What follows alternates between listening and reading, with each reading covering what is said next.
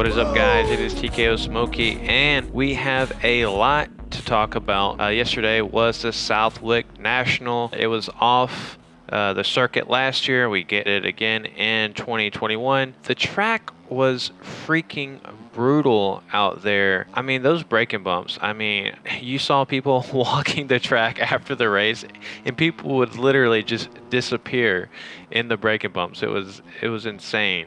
Dylan Ferrandis going 1-3. I mean, are we even surprised at this point? He probably could have gone out there and gotten that moto win in Moto 2, but his bike was smoking. I mean, it was smoking most of the race. You even heard Grant Langston in the broadcast talking about it. And I'm not sure if it was just like a weird bike thing or if he was using his clutch too much, but it was obvious that he was backing it down, and you could just see the disappointment on his face after the race. Like, he went 1-3, got the overall, and still looked sad. So, I mean, I called it. Dylan Ferrandis is the Terminator. Ken Roczen going 4-2, getting that second place overall. Are we starting to see Ken Roczen slip a little bit? I mean, he came out in that second moto. He looked really fast, but then he got caught. Tomac caught him. Tomac was on another level in that second moto, but this is kind of Ken Roczen's pattern. He usually starts his season off pretty good, pretty decent.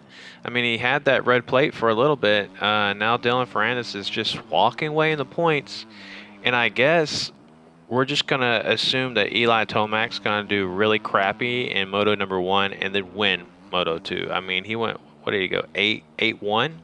So that's kind of Tomac's thing.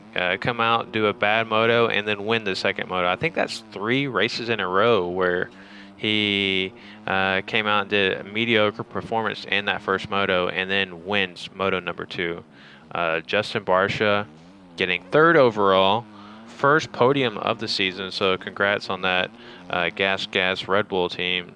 Justin Barcia looks really good, and I feel like just because Dylan Ferrandis is doing so good, and you know the usual guys are up on the podium, like kind of Justin Barcia is kind of getting overlooked, but I mean he's looking really strong. So stoked for him to get his first podium of the season. Hunter Lawrence sweeping the day with a 1-1. You know, I think people thought it was going to be the other Lawrence brother, Jett Lawrence, but it was Hunter Lawrence getting his first overall win, I think, since, you know, I don't even know if he's ever had an overall, maybe 2019. I'm not sure if he has a moto win or he has an overall, but definitely his first overall this season.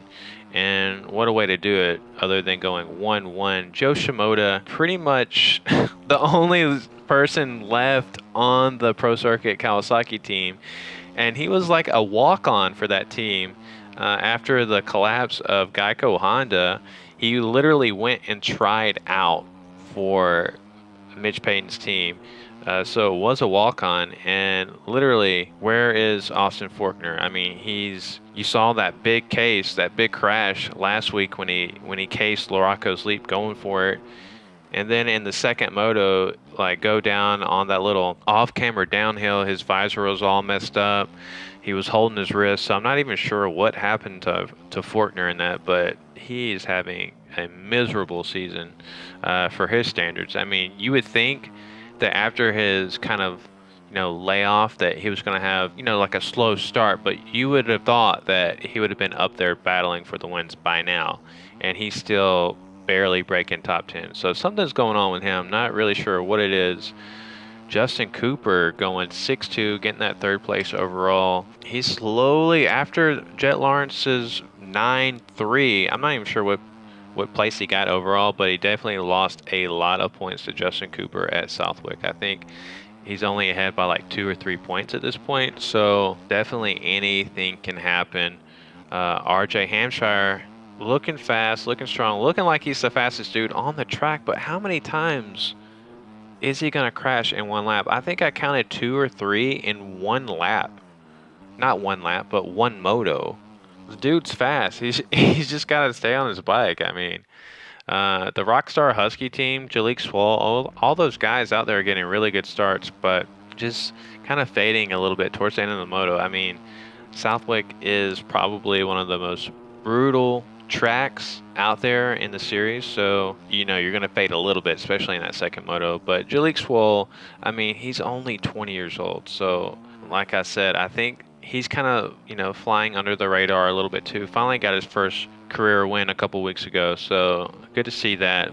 But Jett Lawrence, man, did you hear what he said after moto number 2? He was basically saying, bring it on to anybody. So he definitely wasn't happy with his performance. Man, I think he had the speed in moto 2. He got 3rd overall, but he's having to come back from so far. He's making it so much harder on himself. So that first moto crash, though, those are season-ending crashes. Like he got so lucky. I mean, just going that fast, he was right behind Jalik Swall, and you saw in the replay, Jalik Swall got all sideways. I think he got cross-threaded going up the face of that jump, and couldn't do anything about it. Jett Lawrence had nowhere to go. You can see it up there. His front tire lands on the back of Jalik Swall's bike, and he kind of just slams into the ground. So I mean, those are the kind of crashes where you like break your collarbone, dislocate your shoulder, break your wrist. So I mean, he got super lucky. So that dude, he definitely needs to work on his starts. He's got all the speed in the world, but definitely needs to work on that. So see if he can improve on those next week. You might have noticed I am riding the Suzuki right now. Just having a lot of fun on this bike. I feel like I'm riding an 80, just the way the power band is on this bike. So I'm just having a lot of fun. So you might see me riding the Suzuki in more of these videos. But make sure you go down there and smash that like button for me. And make sure you subscribe if you're new to the channel. That's going to be all for this race recap.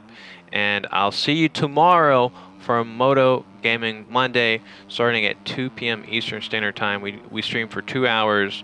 Hop into Discord, make sure you join that, and hop into voice chat, and we'll be having a lot of fun. So thanks for watching, and I'll see you guys tomorrow.